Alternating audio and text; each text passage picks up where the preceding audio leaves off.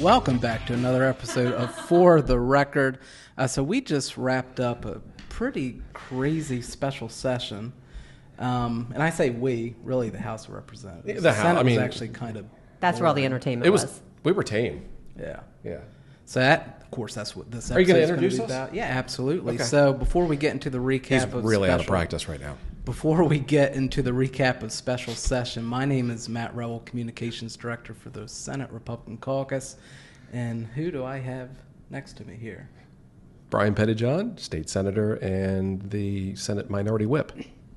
And Deanna Killen, Chief of Staff. And we're getting used to these little earbuds today. Yeah. So monitor headsets so that we can hear ourselves. And yeah, it's a little weird. So that is actually why I'm late, because I'm not used to hearing myself talk. That's yeah. Yeah. And then off camera, because I don't know why. With a Howard Stern mic. Yeah. Introduce yourselves. Oh, I'm sorry. I'm Payton. And I'm Christy. And Payton, who are you? I'm the communications specialist.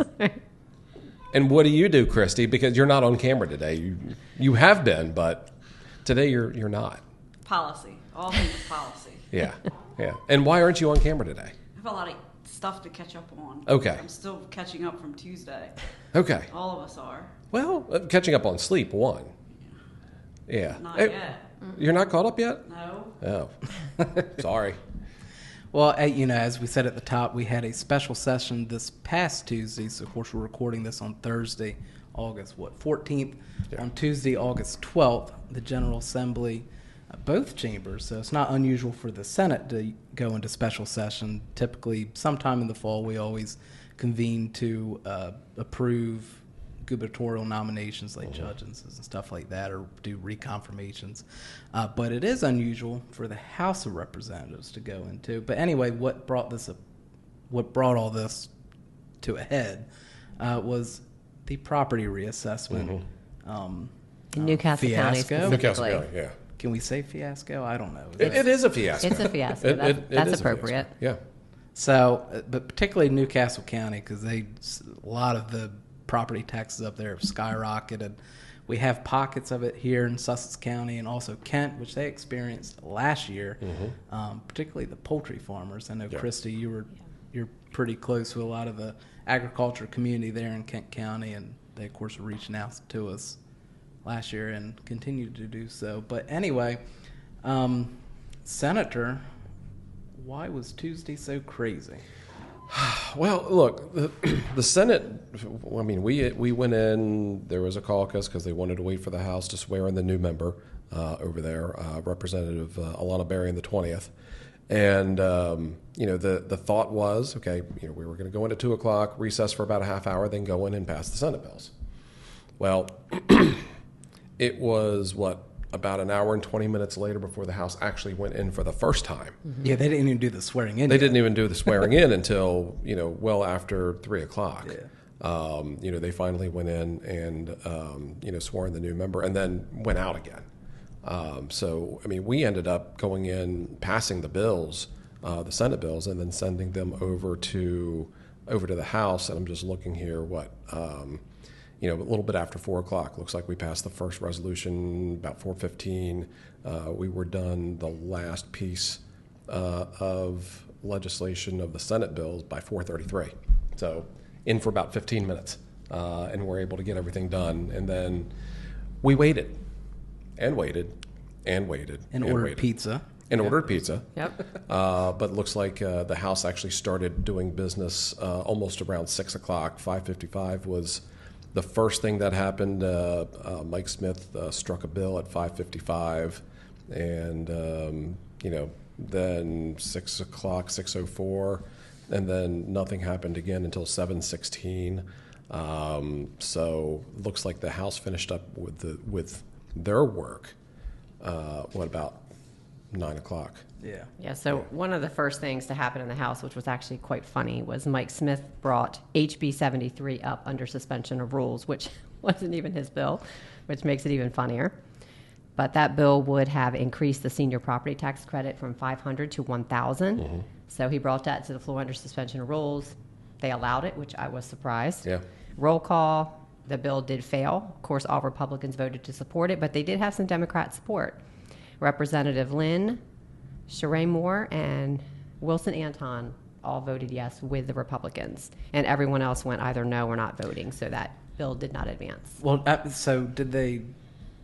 I thought they only the motion to suspend rules. Yes, failed. that was a roll call for the motion to suspend. Okay. Yeah, the bill didn't actually get in front of the chamber. Okay, to be so voted that on. was Yeah. the roll call That was the on the motion procedural. to suspend. Yeah, Yep. Yeah. But they knew what it was because he Right. talked about it. Because see, in the Senate, you're not allowed to talk about the bill until Right. So House rules and Senate rules are a little bit different when you are talking about what you can do when a motion to suspend rules takes place. So in the Senate, it's not a debatable motion. Correct. In the House, that motion can be debated. Right. So, they debated that for, they were debating the motions to suspend for a while over there. Yeah. But in the Senate, it is somebody makes that motion and there's a roll call. There's no chance to debate that motion. So either way, if you're really going to be technical, they voted no on the bill. Let's be real. That's because, true. Sorry. If you're going to be technical about it, but so I guess that's the difference between the House and the Senate. But they did debate. There was debate on HB 73. They knew what it was. They knew what it did. But that was still the roll call, and it did not advance. It's also worth noting that that's actually a Democrat-led bill. It is. Representative Bush. Bush. Yeah. Yep. He went not voting. And I think some version of it has been introduced over the past few General Assemblies. Not just him. I think Representative Hensley has had some. He was the prime on this one. Yeah. And that could have really helped. They're talking about things that would help immediately. That would help immediately. It would have, yeah. Yep. What else you got, Deanna? Well, we have all of the bills. I don't know how you want to do this. If you want to go through the bills that all passed, I don't want to. Yeah, let's just for go everyone. ahead and In the go Senate, through. of course, Yeah. we passed SCR 122, which is a resolution that was sponsored by Senator Townsend. Basically, just promised everyone, we're going to come back, we're going to study reassessments, we're going to make any legislative changes necessary so that what's happening now doesn't happen in the future. Now, I do want to bring something up because I was talking to Representative Jones-Giltner yesterday on the radio about that. And I guess one of the representatives over in the House, they were talking about that resolution in support of it. One of the things that they brought up, and this was something that was not brought up during the discussion on 122 over in the Senate, was possibly using means-based testing for income for assessing your property tax. That is correct. Yes. So because when I heard it in the House, I'm like, wait a minute. Yeah. That wasn't mentioned in the Senate. That was never mentioned in the Senate. It was mentioned over in the House. So that's something we really need to keep an eye on. Terrible idea. Horrible idea, because property taxes should be based on the property, Absolutely. not on somebody's income. So, that's something that we really need to watch as the discussion about reassessment and property taxes and how we're doing that moves forward. Yeah. So we had two different bills, a Republican sponsor and a Democrat sponsor. One would allow counties to have different rates as far as for residential and non-residential, and the other would have allowed the same for municipalities. Yeah, and some of the discussion around that, really what needs to happen, and I was talking to Senator Townsend about this, kind of offline. Constitutionally, you have to treat the different types of property the same. Yes, Now, in the Delaware Constitution. Yeah. Now, there's question as to what that means. Does that mean how they're zoned or how they're used? So I think it's zoned. The reason I know that is because we spoke with Mark Catrona about that, trying to do something for Senator Wilson. And in the state constitution, basically, it's pretty clear on that. Right. But there's different conversations, and it may lead to a constitutional amendment because the way these two bills are written, they mention classification. Yes, right. So that's not necessarily zoning classification. It could be use classification as well. So even though a apartment complex, they've been treated, especially under the reassessment that Tyler did, as commercial, their use is they're classified as a residential area. So that's something I think that needs to have clarification as we move forward, and with SCR 122 and discussing how to make some of these things more equitable. I think that's definitely one of the things we have to do. But with Senate Bill 204, that was one that our municipalities had asked for. Correct. Many municipalities up and down the state actually I was involved in a email chain with several of the towns down here in Sussex, but once word got out that they wanted it, I started to hear from Newcastle County towns as well that said, look, with reassessment, we were going to ask for this in our charter change anyway, and a charter change. So instead of doing 90, Yeah. how many do we have now? It would be 93, I think, different charter changes. Pass one bill to take care of it for everybody. Right. And I think there also, we need to look into, all businesses should not be classified the same either. Like a mom and pop store should not be taxed at the same rate as an Amazon or a Walmart. Right. So we definitely need to address those issues. Yep, absolutely. Yeah, that was my concern with some of that legislation, which, by the way, it's just worth mentioning that it's enabling legislation, or in the case of yours, actually clarifying language, because common law already allowed. Well, for both of them, for 203 and 204. Yes, it was just codifying it. Yeah. But my concern was that. So let's say Amazon, we'll just use them for example, right? Their property tax, I don't know how much it actually went down, but let's say it went down $25,000 or whatever. So in theory, you'd want to probably raise that back up to maybe something that probably is more considered normal, quote unquote.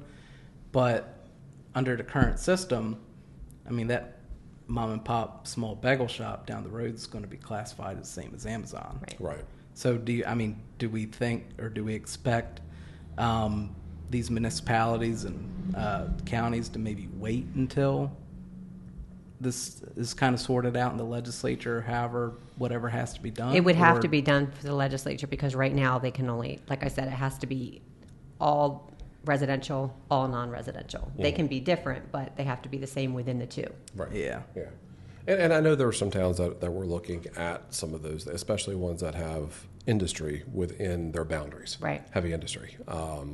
And the way the valuations came out, really impacted.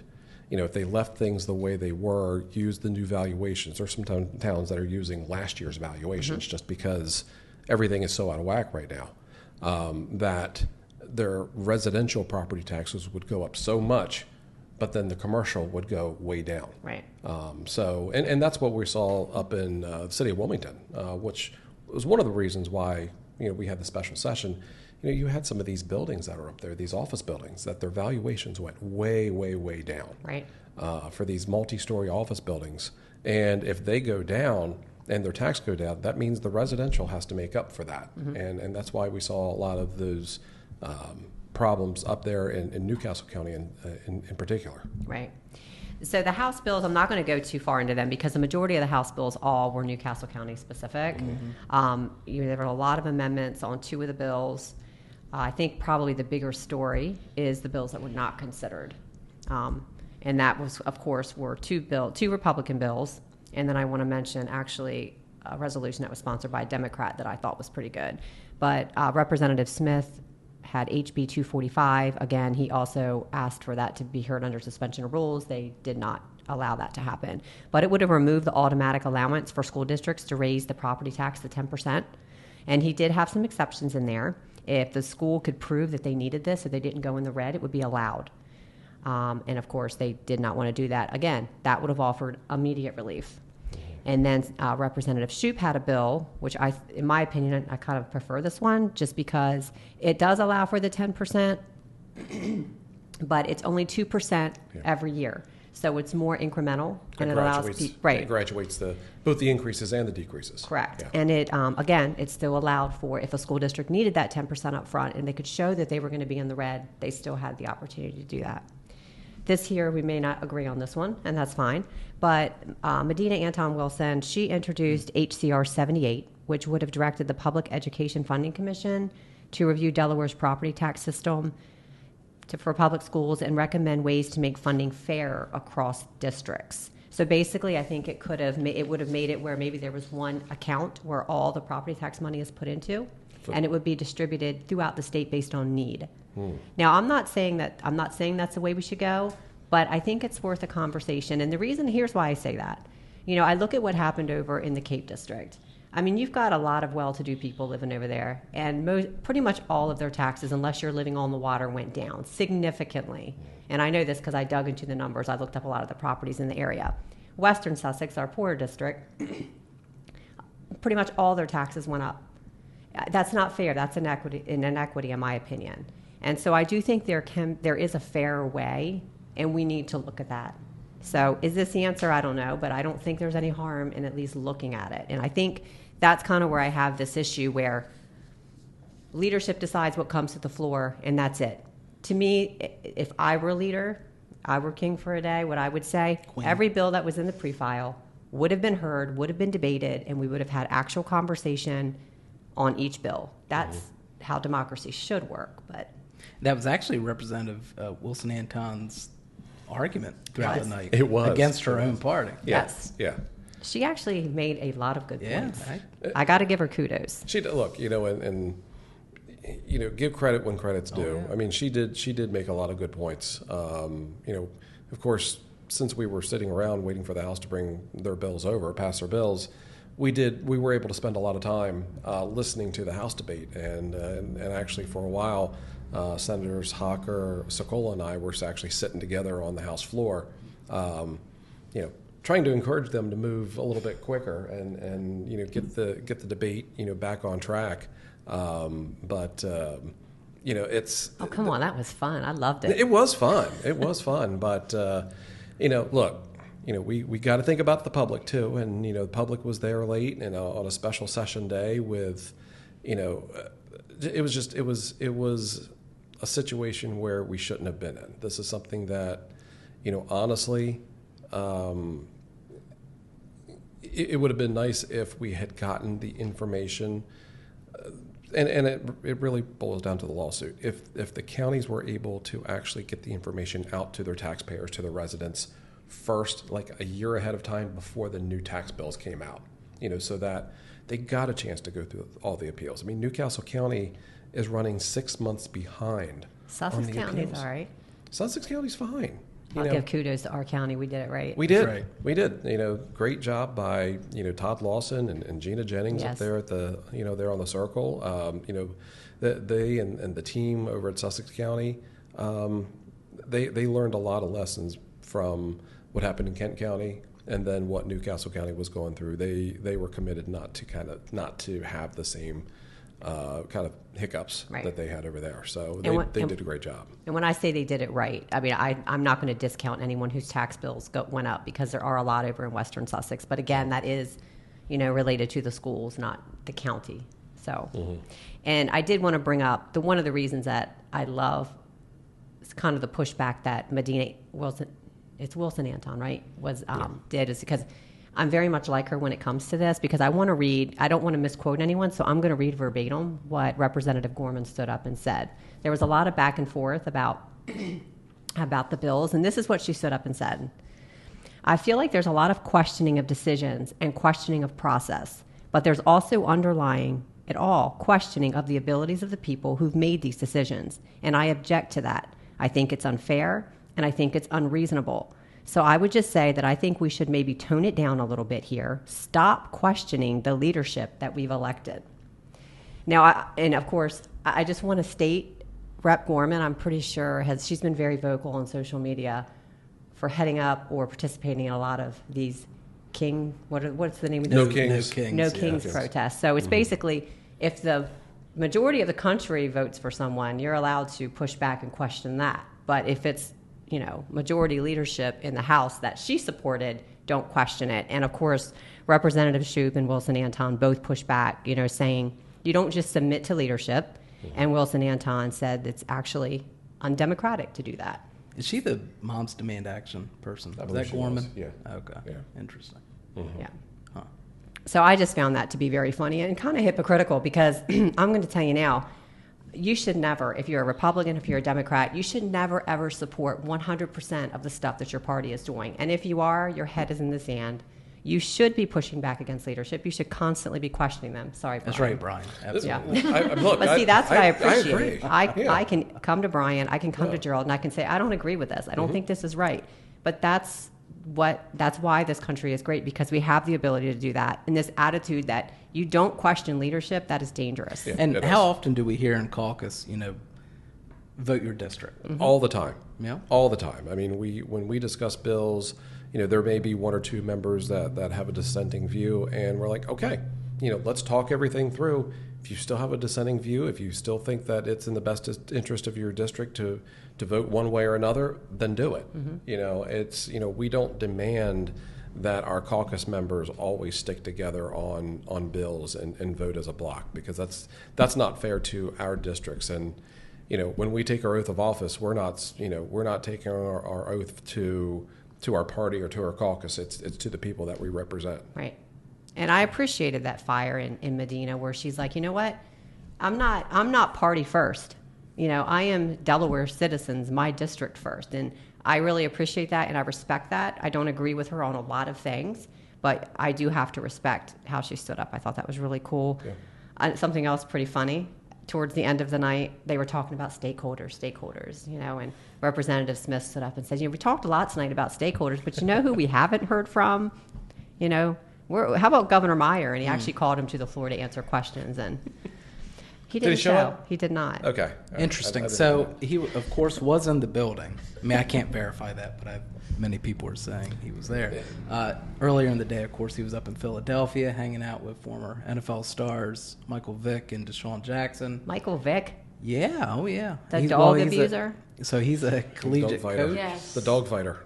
I forget what college he coaches for, but I know Delaware State University, who Deshaun Jackson coaches for, and Michael Vick, the college he votes or coaches for. I think they're facing off, and I don't know what the photo op was for, what the press conference was, but the governor, of course, made it a point to travel out of state. Norfolk State University. Okay, made it a point to travel out of state on a special session day where we were debating serious topics about your property taxes being increased. And especially in the county where he was county executive. Right. Exactly. Of course, they're having most of the problems in Newcastle County. He oversaw that process throughout its entirety as Newcastle County executive. But, hey, Michael Vick and Deshaun Jackson, Philadelphia Eagles, let's go hang out with them. I question the judgment of anyone who will hop in a picture with Michael Vick. I'm a dog lover, so I can't get over that. I can't forgive reformed. No. If you can hurt an animal, I'm sorry, you can hurt a person. That's just my firm belief, and I can't forgive that. Sorry. Well, hey, Governor Meyer feels differently. Clearly. He wants to get his maybe someone needs to ask him about that. What made him think that was okay? So next time there's some sort of piece of legislation relating to animal abuse, maybe he can weigh in on that. I'm sure he will. He weighs in on everything else except property reassessment. And that's one of the things, because throughout this entire process and this year and this conversation over the past 2 or 3 weeks, he has been silent. Yes. Yeah. Well, probably for good reason. Except for what the press release when he signed the bill. Right. Oh, and then took the victory lap. Yeah. And there was I forget who it was, but they called them out on social media. Michael Smith. I think was it Mike Smith? Yeah. Representative Smith called him out on social media, saying it was interesting that he was taking credit for all this and the collaboration and being at the table when he wasn't even at the table. Yeah. It's interesting. The comment section on that post was like not straight party. It was the far left, the far right, middle, on both sides were all like, "Yeah, you're right. Wow, you're 100% right about this." Okay. Yep. I do want to actually get into the process, because it does seem like, at least in the House, there was a little bit more gatekeeping of the legislation. And both sides alluded to this on the floor. I don't think we actually saw the Senate bills until maybe a couple days prior, but we at least knew what was coming. We knew what was coming. I will say that, the chief of staff in the Senate on the Democrat side was very communicative with me. Right. He let me know what was coming. As far as, and even the chief of the chief of staff for the House Democrats, he was also very communicative with me. So I do feel like, I don't agree that they didn't run all the bills, but we did know what was happening. Yeah, and that's something even prior to that.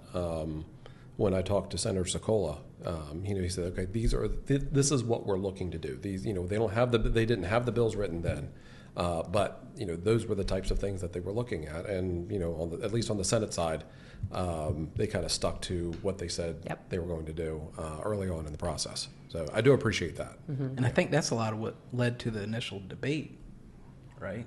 In the House, anyway, not on in the House. Yeah, there was definitely a lot. I mean, we both were talking with the Minority Leader Dukes right before they were going on the floor. He was very frustrated. He's like, we've got 10 amendments now that are just added to a bill. I've not seen them. And that is a problem. When you have all these amendments coming at you last minute, you're expected to go to the floor and vote. And we don't even know. How do we know that some of this isn't in violation of the lawsuit? How do we know that it's not going to have unintended consequences? I mean, we really should have taken our time with this. We should have had committee meetings the day before. The public is a stakeholder, but they were never brought in and asked. To me, I'm sorry, DSEA and places like that, I don't consider them stakeholders because I'll just say it now. I've seen their posts on social media, and they are out of touch, completely out of touch. Yeah, let's talk about the DSEA since you brought it up. I will be very careful with what I say. How about that? I'm glad you will Maybe be. you guys will talk about it, and Well, I mean, look. because that whole situation angers me for the fact that I have had so many teachers reach out to me and like, these are the people that I pay union dues to, and this is the stuff that they are spouting on social media. It is Republican hate. And it angers you. So a portion of my household income goes to the DSCA because my wife has been a paying member for almost 20 years now. Yes. Mm-hmm. My mom was a paying member for the latter 10 years of her career. Yeah. And look, they've always been left-leaning. I mean, it's just, they have been. I don't think that's speculation or subjective. They Agreed. just have been. But over the past, 6 months in particular, you just picked the topic. Yep. They're nothing more, in my opinion, than a Democrat front group. Yes. Mm-hmm. And to me, it's like, you know what? Let's look at the state of our education in Delaware. You're clearly failing at your job. We are 45th in education outcomes, and you. It boggles my mind. Maybe we're 45th in education outcomes because the union is focused on everything except getting to the bottom of why we're there. Right. And in relation specifically to House Bill 245 and 246, they made blatantly false claims that 245 would have taken money out of the school district. Well, that's not true. Mm-hmm. At least not in the one. Well, because you look at the districts that opted to raise the full 10%. Well, I don't think they were trying to balance their budget. They saw that extra 10% as, hey, let's just get that extra 10% and put it on top. Indian River High School, possibly. Yeah, I was may going to have say there been probably were School some district. exceptions. So School district, yeah. Sorry. Yeah, I don't want to My kids went to Indian River High School. But yes, Indian River School District, I think they could have probably made an argument for that 10%. Exactly. Mm-hmm. No, I agree with you. And they're probably, maybe Christina School District and the others could have had a valid argument. But because 245 didn't go through, we're not able to hear that argument. Exactly. Mm-hmm. And they would have been entitled to present their case had those bills went through. Right. Absolutely. Right. So, sorry, the DSEA thing just really angers me when I see their post. Well, and look, we did our homework here. We went back, listened to the audio, Transcribed it of the debate that happened on the floor in 1972 that discussed all of this. Mm-hmm. And, we kind of have our facts together. This was a stopgap measure. This was to protect the taxpayers. This was to make it so the schools couldn't come and double your taxes. And there was talk that there were schools that Yes. were going to do that back in 1972. Right. And they clearly stated over and over 10% was a max. Mm-hmm. Yeah. So, I think we used to use facts matter here a lot within our caucus. So, these are facts. Listen to the tape. Look, if anybody wants it, contact us. We'll shoot you we'll the share audio it. files. Yeah. That's fine. It's public record, and you can listen to the debate yourself and hear what was said. Yeah. But it does not match up with what these social media posts have been saying that the purpose of the 10% was. Right. Yeah. Correct.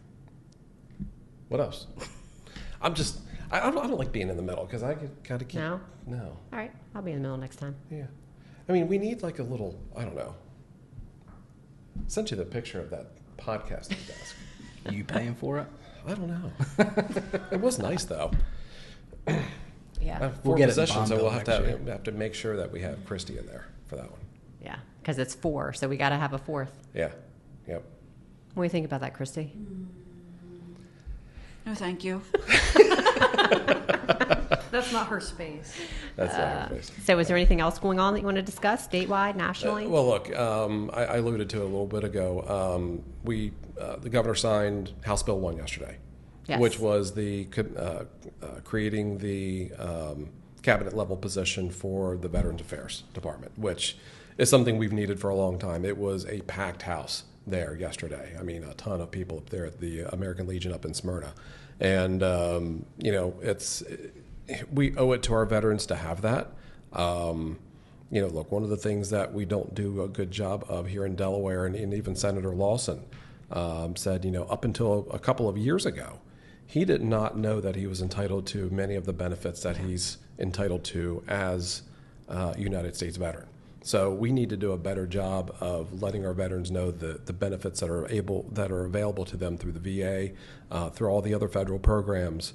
And if we have a cabinet level officer that's in charge of that, I think that's going to be very positive. We're going to be able to do that and make sure that they get the support, the services that they need. Tomorrow, we've got direct shipment of wine is being signed. Woohoo! I know that would. They've been trying to get that through forever. Yeah, and look, there was a bill a few years ago that was sponsored by the Pro Tem, and that didn't get through. So we finally got that through. That was Representative Mike Smith. That was Mike Smith. Yeah. So Who was the Senate Prime? Me. Okay. Yeah.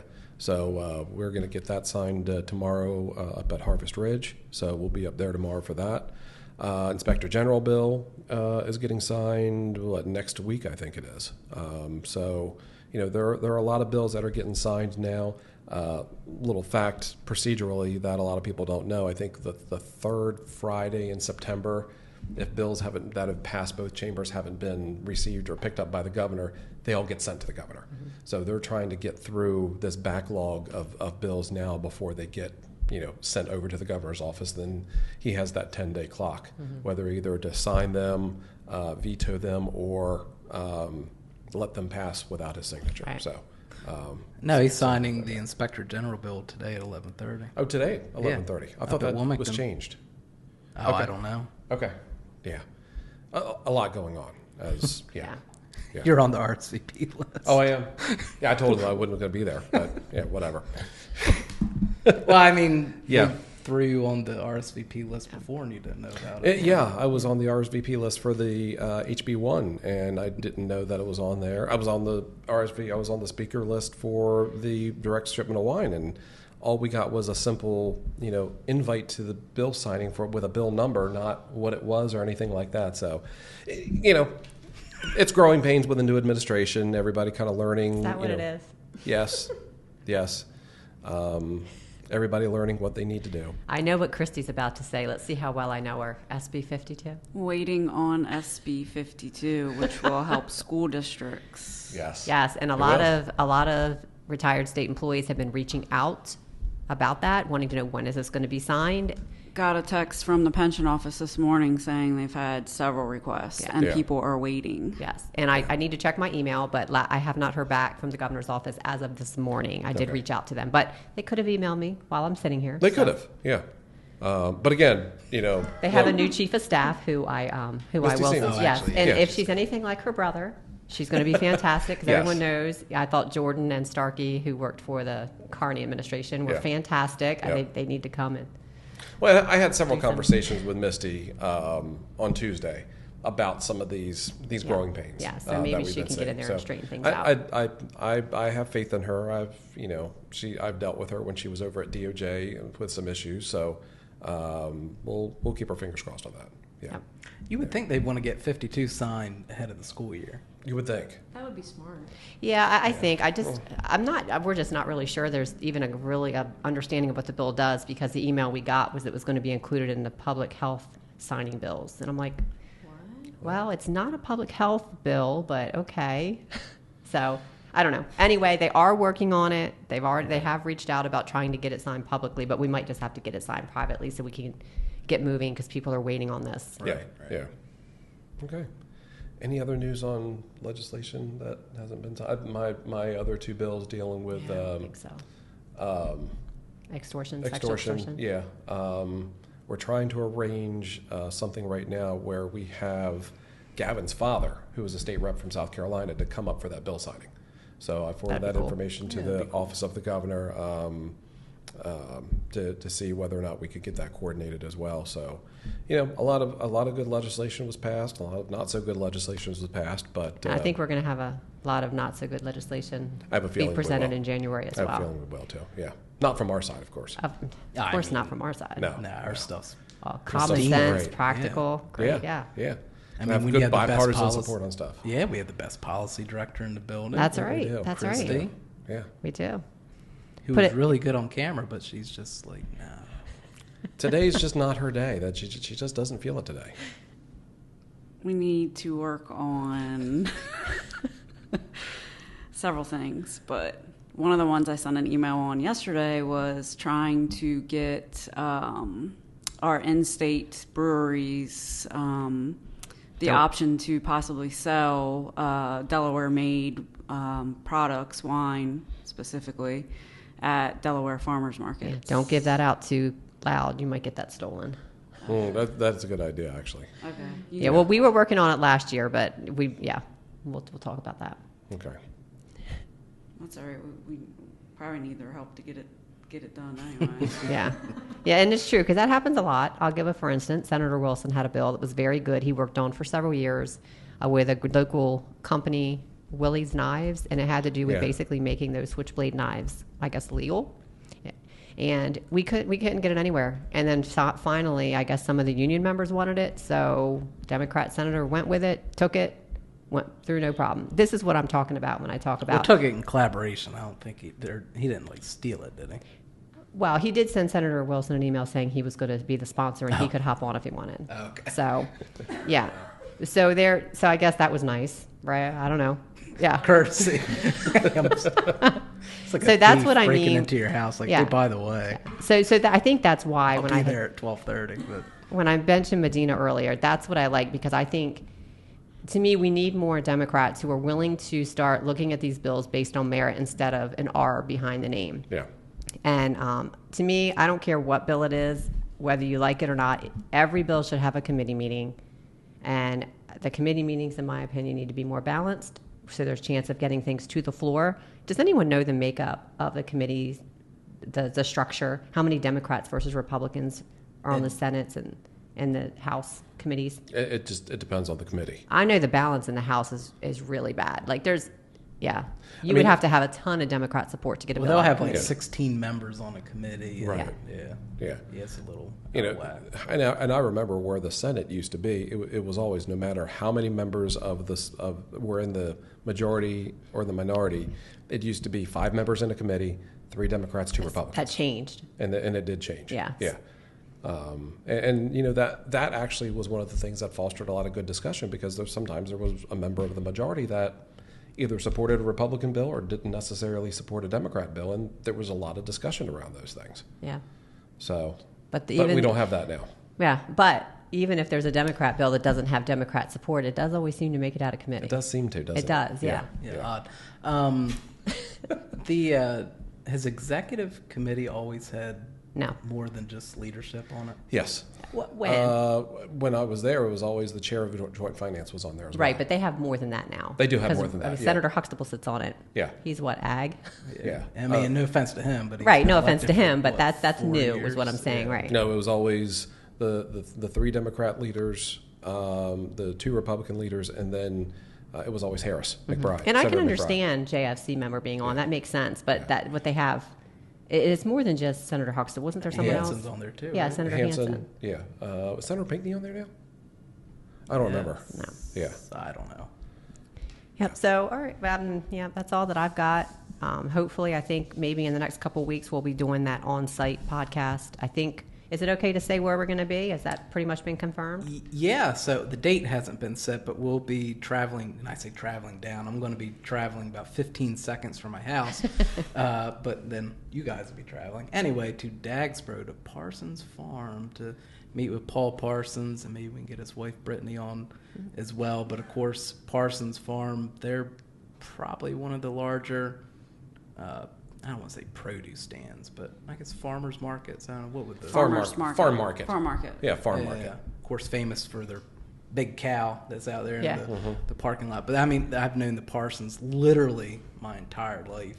Good people. Yeah, my first job was there at Parsons, but of course at the time it was just 3 like fruit stands, like Right. trailers. It wasn't nearly what it is now, but They've really expanded that over the years. yeah. So I mean, like I said, good people, just really good business-minded people, which of course is going to be the topic of this particular podcast. Christy episode. keeps grabbing the microphone that she wants to say something about that. No, just expanded since COVID. I mean, they have an on-site deli and market now, like where you can sit down and eat, and just a lot more than just offering seasonal produce. Yeah, I love Ice taking the cream. grandkids there. It's they get to feed the animals. It's great. But he'll be talking with us about how some of the policies that have passed over have directly affected his business. So it would be good to hear from someone's a perspective from someone who's actually had to work through this stuff. And for those of us who were on the Sussex County Farm Bureau tour last year, we kind of got a sneak peek of what We he did. thinks about some of the legislation. Yeah, I know.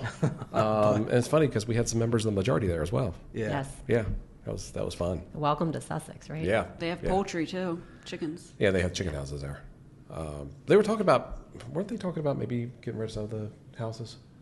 So the chicken houses in the back aren't utilized. And He's, they had free roaming, but Free like, range. Free range Yeah, chickens. well, chickens, but not in the house, but in the cage. They don't have them anymore. what he explained to us was that was the last flock, I think, that he Yeah, had right, gotten that's what I in, thought. and that they wanted him to make it was like $180,000 worth of Right. upgrades or Yeah. something ridiculous. Yeah.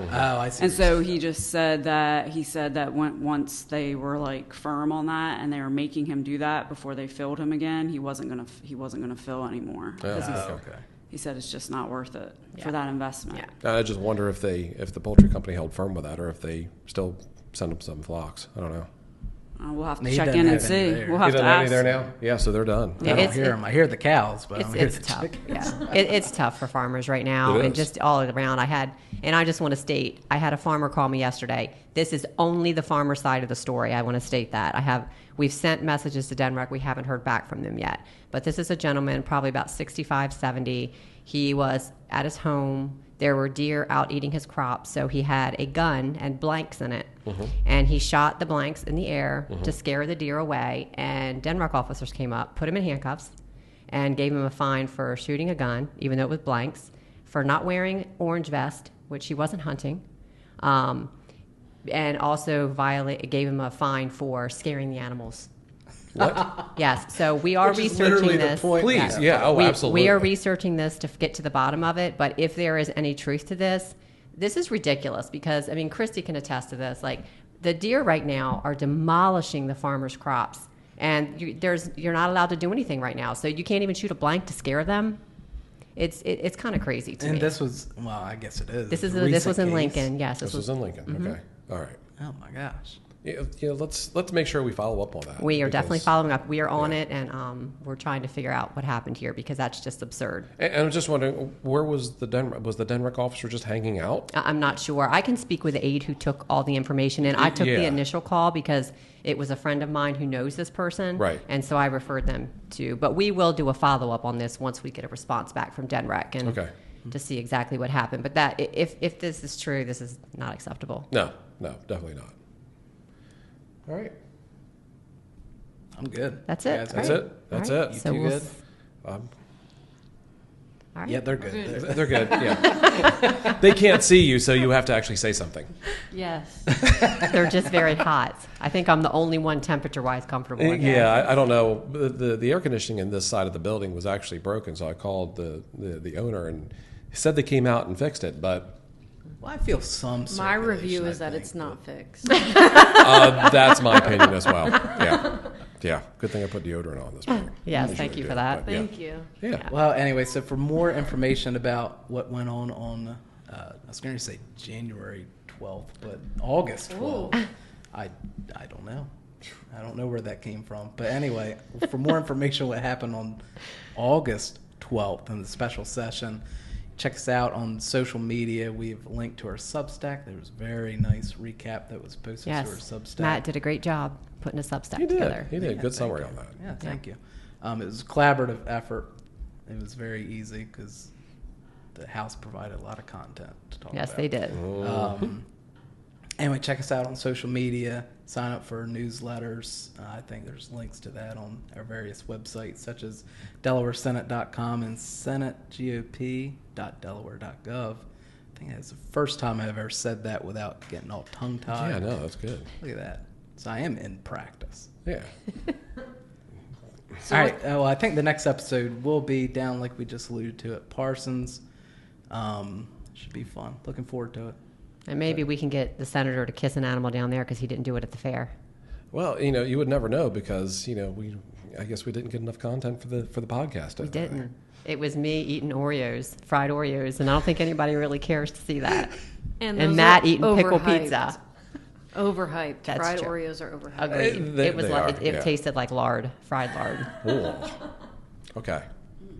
Great. On that Great note, way. Yeah. On that note, let's bring it home. see you in the next episode, wherever that's going to be down in Expo. All right. Take care, everybody. See you.